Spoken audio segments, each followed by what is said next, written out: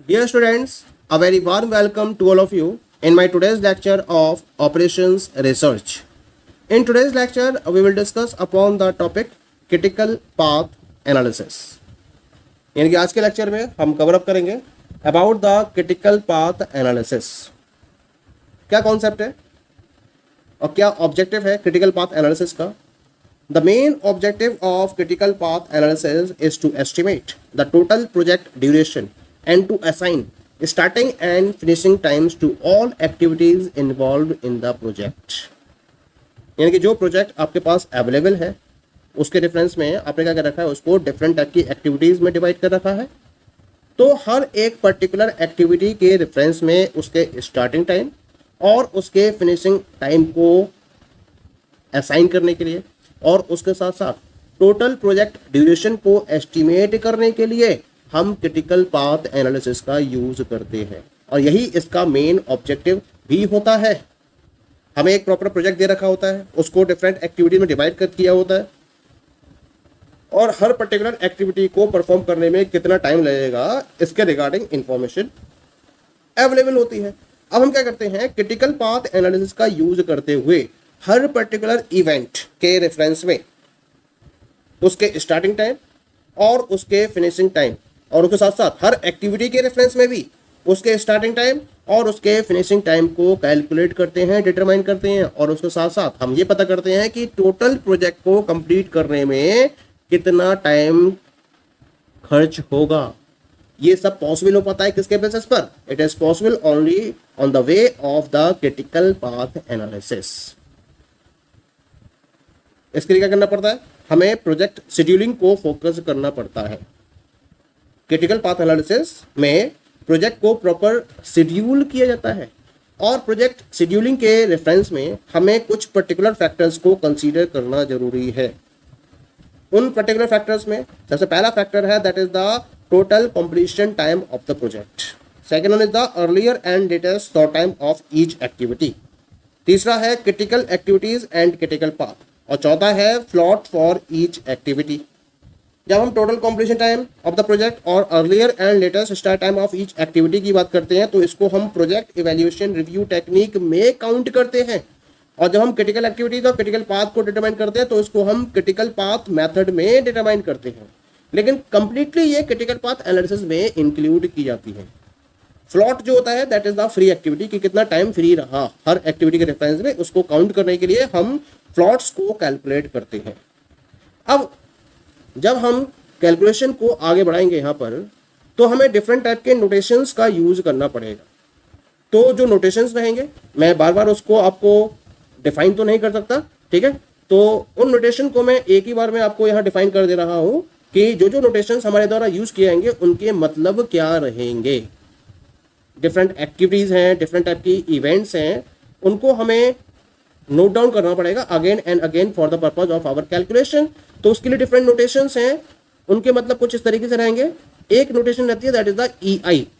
EI का मतलब होता है earliest occurrence time of an event I, यानी कि एक पर्टिकुलर इवेंट आई का जो अर्लीस्ट अकरेंस टाइम्स है उसको हम EI से रिप्रेजेंट करते हैं। LI का मतलब होता है latest allowable time of an event I. एक पर्टिकुलर इवेंट आई के रेफरेंस में जो उसका लेटेस्ट अलाउएबल टाइम है, यानी कि जितना मैक्सिमम टाइम में उसको स्टार्ट कर देना है वो आपका LI से रिप्रेजेंट किया जाता है। क्लियर हो गया? EI और LI क्लियर हो गया। ऐसे एक टर्म आएगी यहाँ पर दैट इज द ESIJ।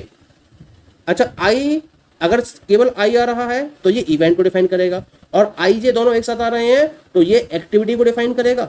तो ESIJ का मतलब हो गया ये अर्लीस्ट स्टार्टिंग टाइम हो गया एक पर्टिकुलर एक्टिविटी का। और इवेंट और एक्टिविटी का डिफरेंस है ये हम प्रीवियस लेक्चर्स में डिस्कस कर चुके हैं। पॉइंट क्लियर हो गया? तो ESIJ का मतलब क्या हो गया? Earliest starting time of an activity I, J। ऐसे LSIJ का मतलब क्या होगा? Latest starting time of an activity I, J, यानी कि I, J एक्टिविटी का जो लेटेस्ट स्टार्टिंग टाइम होगा उसको हम LSIJ से रिप्रेजेंट करेंगे। ऐसे ही EFIJ एक टर्म आएगी तो EFIJ का मतलब होगा earliest finishing time of an activity I, J, यानी कि एक्टिविटी I, J का जो अर्लीस्ट फिनिशिंग टाइम होगा उसे हम EFIJ से रिप्रेजेंट करेंगे, और एक्टिविटी I, J का जो लेटेस्ट फिनिशिंग टाइम होगा उसको हम LFIJ से रिप्रेजेंट करेंगे। पॉइंट क्लियर हो गया? ऐसी एक टर्म और आएगी TIJ, स्मॉल TIJ। तो स्मॉल TIJ का मतलब दी हुई पर्टिकुलर एक्टिविटी का जो ड्यूरेशन है, जितने टाइम में उसको कंप्लीट करना है, उसे हम TIJ से डिफाइन करेंगे। तो नोटेशंस तो क्लियर हो चुकी होंगी। अब नोटेशन के बाद हमें अगर अर्लीस्ट स्टार्टिंग टाइम और लेटेस्ट अलाउएबल इवेंट टाइम को कैलकुलेट करना है, तो उसके लिए हम दो पर्टिकुलर मेथड्स का यूज करते हैं। एक मेथड हमारा कहलाता है that is forward pass method, और दूसरा मेथड हमारा कहलाता है that is the backward pass method. तो अर्लीस्ट इवेंट टाइम को कैलकुलेट करने के लिए तो हम फॉलो करते हैं इसको, हम फॉलो करते हैं फॉरवर्ड पास मेथड को, और अगर हमें latest allowable event time determine करना होता है तो उसके लिए हम यूज करते हैं बैकवर्ड पास मेथड को। तो क्या है फॉरवर्ड पास मेथड, क्या है backward pass method? So let us have a look over these particular methods. Now come to the very first, that is the forward pass method. Earliest event time को calculate करने के लिए, earliest event time को determine करने के लिए हम forward pass method का यूज करते हैं। तो हमें इसमें कुछ पर्टिकुलर स्टेप्स को फोकस करना होगा। इसको मैंने टोटल 6 स्टेप्स में डिफाइन किया है। इन 6 स्टेप्स प्रोसीजर में the very first one is the set the earliest occurrence time of initial event 1 to 0। आपने एक प्रॉपर नेटवर्क डायग्राम डिफाइन कर दिया होगा, और हर एक इवेंट के रेफरेंस में आप उसके अर्लीस्ट टाइम को डिनोट कर दोगे। जैसे पहली इवेंट होगी तो E1, दूसरी इवेंट को E2, तीसरी इवेंट को E3, इस तरह से हर पर्टिकुलर इवेंट के रेफरेंस में आप नेमिंग कर दोगे E1, E2, E3, E4 up to date के नाम से। करना क्या है, सबसे पहले तो जो इनिशियल इवेंट है यानी कि E1, इसके अर्लीस्ट अकरेंस टाइम को हमें 0 के बराबर सेट करना है। ये रूल है इसका। It means that we have to put E1 equal to 0। E1 0 put up हो गया। E1 को 0 पुटअप करने के बाद next you will move to the step number 2। Step number 2 क्या है? Calculate ESIJ for each activity that equals to EI। अब क्या करना है, हर एक पर्टिकुलर एक्टिविटी के रेफरेंस में आपको अर्लीस्ट स्टार्टिंग टाइम यानी कि ESIJ को कैलकुलेट करना है जो EI के इक्वल होगा। यानी कि हर जितनी भी एक्टिविटीज रखी हैं, ऑल एक्टिविटीज I, J के लिए ESIJ will be equal to EI। Now we will move to the step number 3। Calculate EFIJ of each activity by using the formula. अब हम क्या निकालेंगे, हमने ESIJ को तो EI के बराबर रख दिया, दैट इज ओके, लेकिन अब हमें हर एक्टिविटी के रेफरेंस में अर्लीस्ट फिनिशिंग टाइम भी तो कैलकुलेट करना है, और उस अर्लीस्ट फिनिशिंग टाइम को कैलकुलेट करने के लिए हम एक प्रॉपर फॉर्मूला यूज करेंगे। और फॉर्मूला क्या रहेगा? EFIJ is equal to ESIJ plus TIJ, यानी कि उस पर्टिकुलर एक्टिविटी के जो टाइम ड्यूरेशन है उसको हम ऐड कर देंगे उसके अर्लीस्ट स्टार्टिंग टाइम में। तो इस तरीके से हमें उसका अर्लीस्ट फिनिशिंग टाइम पता चल जाएगा। तो फॉर्मूला क्या बनेगा? EFIJ is equal to ESIJ plus TIJ। As you are looking here, the formula is EFIJ is equal to ESIJ plus TIJ। ये फॉर्मूला बनेगा किसके रेफरेंस में? उस पर्टिकुलर एक्टिविटी के अर्लीस्ट फिनिशिंग टाइम को कैलकुलेट करने के रेफरेंस में, या फिर क्योंकि हमने ESIJ को EI के बराबर रखा है तो ये बन जाएगा EI प्लस TIJ। जितनी भी एक्टिविटीज हैं हर एक्टिविटी के लिए EFIJ को हम डिटरमाइन करेंगे with the help of ESIJ plus TIJ या फिर EI plus TIJ। That is clear. इसके बाद आप मूव करोगे नेक्स्ट स्टेप की तरफ, स्टेप नंबर 4। क्या है step number 4? Proceed to the next event J and J is more than I। अब आपको अगली इवेंट की तरफ मूव करना है और सेम प्रोसेस को फॉलो करते हुए उसके अर्लीस्ट स्टार्टिंग टाइम और उसके अर्लीस्ट फिनिशिंग टाइम को आप कैलकुलेट करोगे। ठीक है। Now you will move to the step number 5। Step number 5 में जो नेक्स्ट इवेंट J की तरफ आपने प्रोसीड किया है उसके लिए आप EJ की वैल्यू को निकालोगे। अब ये EJ होगा क्या? This is maximum of EFIJ of all activities. अब मान लीजिए कि उस पर अगर बहुत सारी एक्टिविटीज एक साथ मर्ज हो रही हैं उस पर्टिकुलर इवेंट पर, जैसे हम ईजे का नाम दे रहे हैं, अगर उस इवेंट पर बहुत सारी एक्टिविटीज मर्ज हो रही हैं तो उनमें से जो वैल्यू मैक्सिमम होगी उसको हम कंसीडर करेंगे।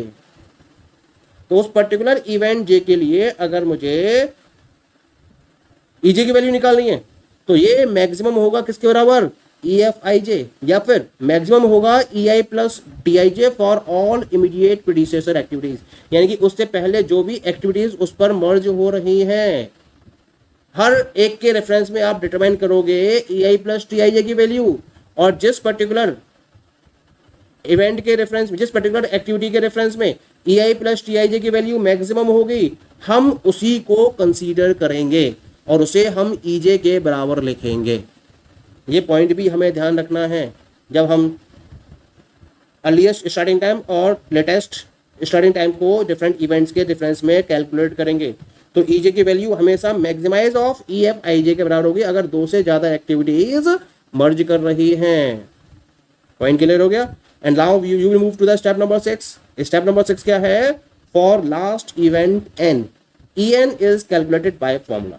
अब आपके पास लास्ट इवेंट एन बची है और उस लास्ट इवेंट एन के लिए हमें क्या निकालना है? ई एन की वैल्यू निकालनी है।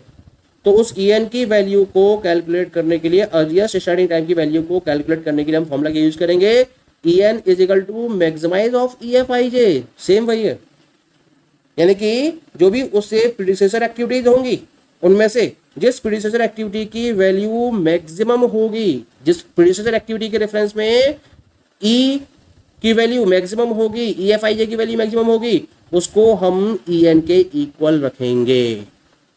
यही फॉर्मूला बनेगा इसके अंदर, maximize e n minus one plus t i j for all terminal activities. जितनी भी टर्मिनल एक्टिविटीज हैं उनके लिए e n minus one plus t i j की जो मैक्सिमाइज वैल्यू होगी या जो ई एफ आई जे की मैक्सिमाइज वैल्यू होगी उसे हम लास्ट इवेंट की अर्लीस्ट अकरेंस टाइम के बराबर रख के ई एन की वैल्यू को कैलकुलेट कर लेंगे। That is clear? तो ये तो बात हो गई फॉरवर्ड पास मेथड की। इसके बाद हम बात करेंगे बैकवर्ड पास मेथड की और प्लॉट ऑफ डिफरेंट एक्टिविटीज की, या plot of activity and event की। इसे हम नेक्स्ट लेक्चर में कवर अप करेंगे। Okay, thank you.